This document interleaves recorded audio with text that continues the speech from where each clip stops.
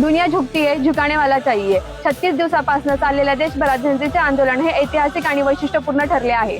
यामध्ये पहिले वैशिष्ट्य असं होतं की जी सुशिक्षित लोक तरुण मुलं आहेत ह्या तरुणांचा सहभाग या आंदोलनामध्ये होता. नाही तर नेहमी आंदोलन आपण बघितलं तर खूप लोक असतात परंतु त्यामध्ये सुशिक्षित नसतात किंवा तरुण जे असतील ते असं वाटतं की कुठेतरी गुंडागर्दीच्या आंदोलना टाईप वाटत असतं. पण ह्यावेळेस असं झालं नाही. जे स्टुडंट होते ते कमी वयाचे झेंजी होते आणि सुशिक्षित होते.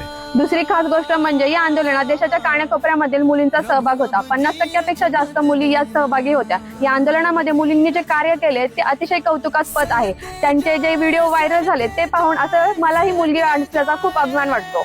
धर्मेंद्र प्रधान यांच्या राजीनाम्यानंतर हे आंदोलन संपले खरे परंतु आपल्या लोकशाहीला नवीन ताकद आणि नवीन ऊर्जा देऊन गेले.